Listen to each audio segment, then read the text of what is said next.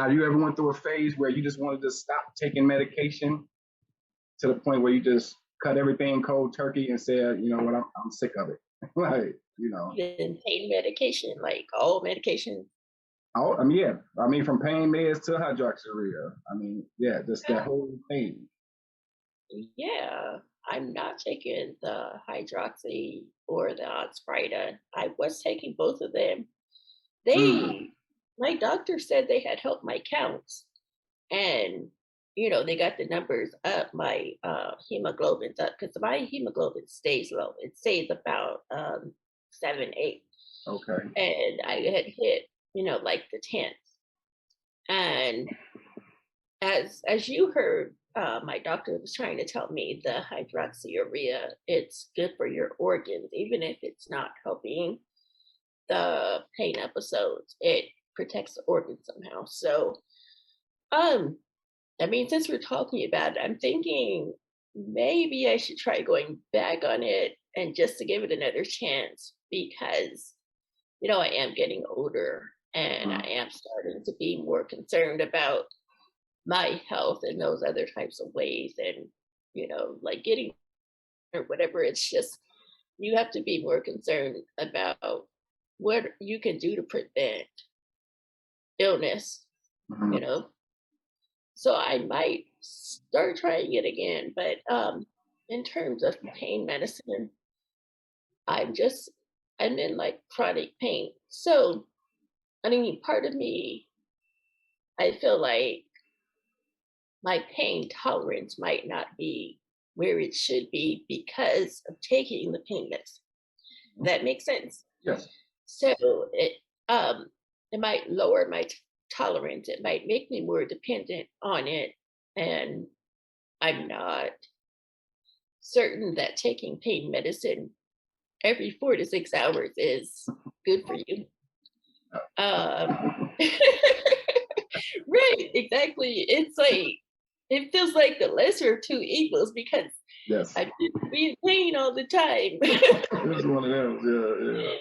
Yeah, So it's hard to say, but sometimes I wish I could just stop taking it for a couple days and see how I do without it and just see if I could in fact live without it.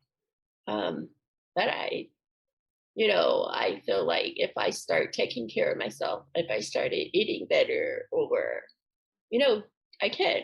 Like if I exercise, I tend to get sick, honestly. But I try to go for a walk, and I feel like these types of things will work better than taking medication every 4 to 6 hours. And I just need to get more discipline, and maybe I could get to a point where I could, wean off the medications. But right now, I'm not working on those other ways of managing my illness. So, well, you know what? Let me clarify, because when I say I was able to stop, I'm speaking 20-year-old self. I'm 42 now. Now, I don't think it's possible to come off with a narcotic because the pain is so severe. Would no work get done? You know, I would be laid up in the bed somewhere. You know, yeah, will never get done basically if I was to that point. But I have got to a point where my regimen did drop tremendously over the years. Because back in the day, maybe 10 years ago, pushing 10 years, I was on a high count of Oxycontin 80s. This is before they changed the OPs. They was just OC. They was pure. And I was taking Percocet 30s, both. So my count was real high. And I went through a depression, a depressed state because too much narcotics will put your body to sleep. And that's what happened to me. And it sent me through a depression. And just by the grace of God and the blessing in disguise, Purdue, which is the manufacturer of Oxycontin, got sued. A lot of things happened. They pulled people prescriptions, and I was one of the ones who got their prescriptions pulled. And now, keeping in mind, I went through a withdrawal when that happens. They switched my meds to methadone. Blessing in disguise, I got to the point where my body woke up again. My depression level dropped. So I got to a point where I don't take as much narcotics as I used to, let's say, for example, right now I take a 30 oxycodone Percocet. What I do is I cut it in half. So I cut everything I get in half when I'm on my good days. On my bad days, then I go back to the every 4 to 6 hours, you know. But if, like you say, it's not good to take that dose if you don't have to every 4 to 6 hours because it causes other side effects. But you in the land of marijuana, you in California. Did you did you indulge a little bit? Yeah. I mean, I don't smoke, but I've been thinking I might try some gummies or something like that, some edibles. But um, in terms of that, I'm not a smoker. I'm not going to Yeah. be inhaling Right. marijuana. So Like Bill Clinton. I was a George Bush. No, I think it was Bill Clinton. I never inhaled or something we said, but the reason I asked that because marijuana helps me a lot. Now the smoking part, I do agree because dealing with sickle cell, dealing with oxygen. Smoking and oxygen don't go together. But the edibles, the rubs, the CBD, all that whole regimen right there, yeah. I mean, that's something to try. It works. It works very well for me. I do have a partner in California who moved from Cincinnati to California by the name of Casa. He eat nothing but raw foods, and he's SS. And it's been a while since he's been in the hospital. So it's things that me and him speak about on how to eat different smoothies, vitamins such as turmeric, ginger, burdock, yellow dog. Are you familiar with any other herbs? Have you tapped into that regimen yet? like I could be, and I know doing those types of things will help your health regardless of what you're going through, what kind of illness you have. That's the medication is in food, really. That's the best way to treat everything. So but as far as any vitamins I'm taking, my dad, he's actually, because I have sickle cell, he is kind of obsessed with finding natural type of stuff that sends oxygen to my body. And so he's always forever researching vitamins. And I'm taking something right now. And I mean, I feel like it's helping me sleep better and giving me a little bit more energy in the daytime and not being as fatigued. So, um, I ask what that is. huh? May I ask what that is? Um, it's called Protandem by Okay. Life Manage. Okay. And I just take the one a day with food, and I just started taking it. But I think I'm feeling better in terms of being fatigued and getting sleep. So So another question. So for us, have you ever had any surgeries at this point in time?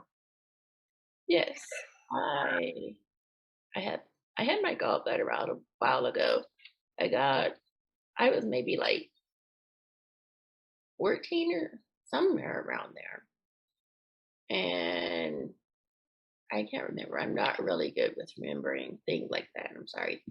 I had a cochlear implant because I'm hard of hearing. So I actually lost my hearing in both ears overnight when I was 12. And nobody really knows why. The doctors want to say, oh, well, it's because of sickle cell. And I actually met someone in that support group that we're in on Facebook, and they said they lost their hearing because of sickle cell as well. So a cochlear implant, it helps you hear. And that was when I was 15.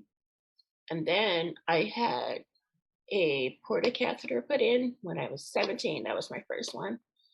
And that lasted me a good 10 years. So it lasted a while, even longer maybe.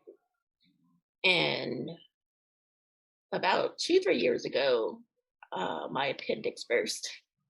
And it was funny because I had been at home maybe like 3 days just dealing with it because I don't like hospitals very much. And I was like, And blame that.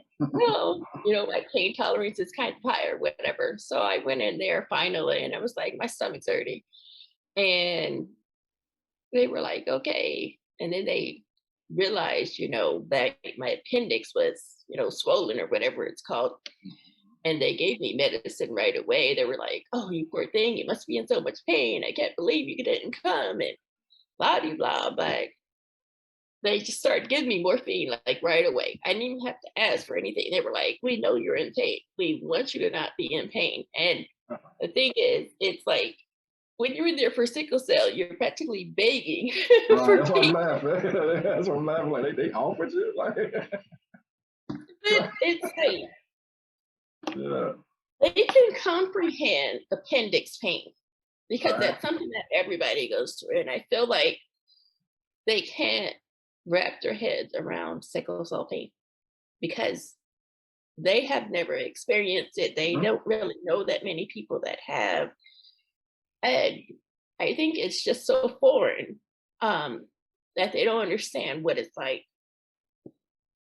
But see, just to piggyback off that, I do agree because when you in there, you almost have to beg. We do get the stigma of drug seeking. I got to the point where it was times where I was in the emergency room with pneumonia in both my lungs. And in fact, I was sitting up eating a hamburger. They tells me, all right, he all right, we can send him home. And when the test came back, they realized I was both my lungs, I had pneumonia. So I mean, it's just all the stereotypes that we get. The fact that it's hard to look at someone and see their pain. You can't see sickle cell. I can't look at you and say, "Oh, you in pain." Well, as I know, you aching right now. You in a situation now, but since they have to take our basically trust our word. And don't get it twisted. It is that some drug seekers out there. It is some bad examples out there. That's like it's bad examples of a doctor, but you can't put everybody in that one basket. I think everybody is on that same level. So, so I'm gonna ask you a question. Now, back in the day, I know a lot of SS patients who get treated through blood transfusions. Have they treated you through blood transfusions in the past? I don't get transfusions because I got them so much when I was a kid. I got like a billion different antibodies, and it's kind of difficult to find a match for me. Hmm. They've been having a little bit more success lately, I guess. I'm not sure why that is, but sometimes if I'm in a crisis and I'm in the hospital, my counts stay low, so Hmm. they don't get too shocked when I'm down to a 6 because I'm fully functioning at a 7. But they try to, if you get under a 6, I'm hemoglobin. I don't know what to call it. Your hemoglobins, you're right. Okay. So if I get below a 6, then they start thinking about giving me a blood transfusion. But otherwise, I'm functional at like a 7, 7.5. So they don't worry Wow. about it too much. Now, I know it's one thing I do for my nonprofit. I organize blood drives for sickle cell patients. Back in the day, I have had a full exchange. They take all 16 pints out and put all new 16 in, which is actually a weird situation because your whole face go numb and you cannot feel your face at all. And they feed you tums because your calcium is so low. So, but I have had all 16 pulled out at one time simultaneously while they pull it, they putting back in. But one thing I want to talk to you about too is relationships. How was relationships dealing with sickle cell? How was that? Are you in a relationship now? Are you married, boyfriend, girl? I mean, boyfriend, girl, whatever. None of the above. I'm totally single. Honestly, I don't put it out there if I'm dating someone because I don't know. I feel like I don't look like a person with health problems. And so I prefer to keep my invisible illness invisible. Um, like I've been fortunate that I haven't had any real issues when I've been out with somebody, but I always keep my medication with me. If I know I'm about to go someplace where it's cold, then I might take something before I go, just to kind of keep balance and prevent the pain from being like really severe. And I've just been fortunate. I haven't run into any like really severe incidents while I've been out with anybody. So I've just never had to mention it really. Sometimes like if you go to the hospital, my high school boyfriend, there like we had been together for a long time and there was no way to not explain to him this is Right. why I'm going to the hospital. So Right. um sometimes you have to just be like, "Oh, I'm busy." You don't tell anybody you're in the hospital. You're just like, whatever. Because you never know. But I don't tell people about it, and it's a need to know basis. Understand. I agree 1,000% because I was the same way. I used to be married at one point. When I was younger in high school, somebody found out. It got thrown back in my face. So that's what made me, mum's the word after that. But as I got older and got a girlfriend and we run each other, at first I didn't want her to come see me hooked all up and nose and all the little things on your body. I'm like, I didn't want her to see that. But as time went on, I grew to understand how important it is. And this is now, don't get it twisted. If it's somebody I'm just going on a date with, you don't need to know. But if you're in my presence long enough, you have to know. Because just in case anything, if I become to the point where I'm not coherent, there's things that you need to know. So I agree 1,000%. There's nothing you just tell anytime, Dick and Harry. Just on meeting them. Do you have any kids? I do. A 6-year-old. Yeah, he was premature, and I did have, I think, one hospitalization for a crisis when I was with him. And, I think I did pretty good as far as carrying him. Um, they took him out early, emergency C-section, when he was about 28 weeks, I think. And they said they had to do that because he was failing to thrive. So he was a lot smaller than he should have been at that size, and he wasn't getting enough nutrients from me. So, yeah, I have a 16-year-old. Okay. Just to piggyback off that, you said when you was carrying him, you didn't have any issues for sickle cell and being pregnant at the same time. So that was never had any issues with that. Just, I mean, honestly, I only remember being hospitalized like once or twice in that time period that I was pregnant with him, like once in the beginning and once towards the end. And I mean, 28 weeks wasn't really that much time. So, I mean, how long is that? About 7 months, something like that. And it was probably, it was about average, like 2 hospitalizations in there. It wasn't anything more extreme or less extreme when I was pregnant. So. Now, just to piggyback a little bit more on that, how is it dealing with sickle cell and your menstrual? How that work? Okay. So typically you had more pain around that time. Um, I have been on the Depo birth control before, and that kind of, I don't know what the word is. It made you skip your periods. And so I was on that pretty consistently, and I was not getting a period. I was not getting the pain from that. And then people started telling me, birth control is bad for you. You shouldn't be on it, blah, blah, blah, like friends, people like that. And so I went off it. I was like, okay, I was off it for about a year. And then I was like, yeah, I'd rather deal with whatever's happening from birth control than this pain from sickle cell every month. So, I mean, lesser of two evils again. So Pick your poison. I just chose to stay on Depo, and I've gone back on it. And, you know, I just had to do that because just being in pain every month was not worth it. So it did increase your intensity of the pain or the frequency. Is it like when you're not on your menstrual, Um, okay, but when you're on, it kind of initiate sickle cell, like the I would pain. say the intensity and the duration. So it was double whammy. And then sometimes it was just like it would come in waves. So sometimes you would be like, okay, this is manageable right now. I can go on with my life. And then all of a sudden it would just be like, bam, I'm I'm immobile right now because this pain is really just ridiculous and it just comes on so suddenly. So that's kind of what it was like. Okay. Now, a few more things. Mental health. Now, I'm gonna speak from my perspective first. I deal with mental health as I got older. When I was younger, I was more resilient. I've been through a lot of surgeries. I had a vitrectomy in my left eye, where blood vessel burst and it knocked out my peripheral. But I'm 42. Now I deal with anxiety.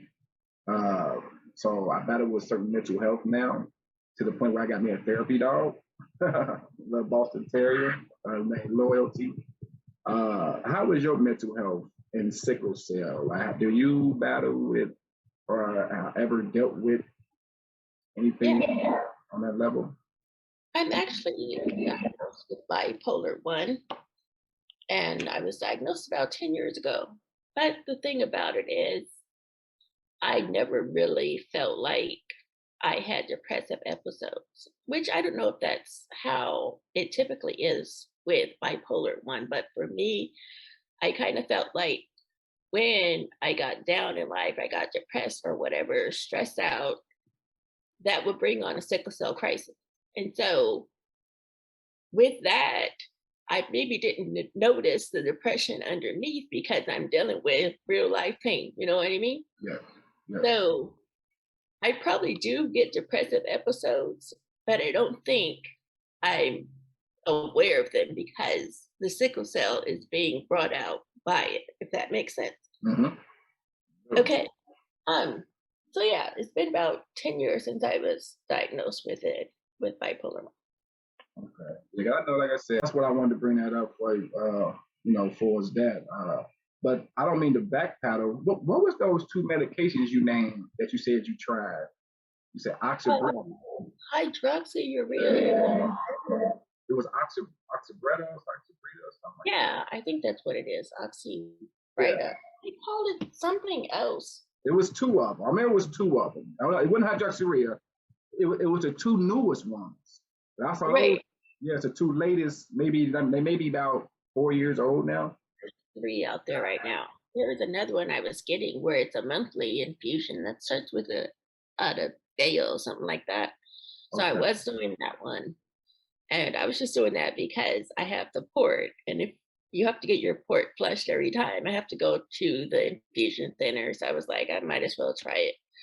Um, I didn't I didn't notice anything from it one way or another out of feel. So The reason I brought them two up because I remember when they first came out, and I don't know if you ever heard this story, but I remember they say in the bigger cities, which LA, California, one of the ones. But I know I heard it in New York and Atlanta, and even here in Cincinnati, where they're trying to cut out sickle cell clinics, where they want sickle cell patients to be treated through the emergency room and with no follow up. So these two, them drugs that they put out, them two you named, those are the ones that the FDA fastball. Because I'm like, well, it's too new. Like, why would I trust that? And it's too new. It's like y'all, yeah, it's like they fastballing these drugs to come out, so y'all won't have to deal with sickle cell patients on a regular, right? And that was my opinion of it. That is how I felt about it because I was hearing the backlash of sickle cell clinics being discontinued. Can you give me a strained, your worst experience of a hospital emergency visit? okay, my like I said,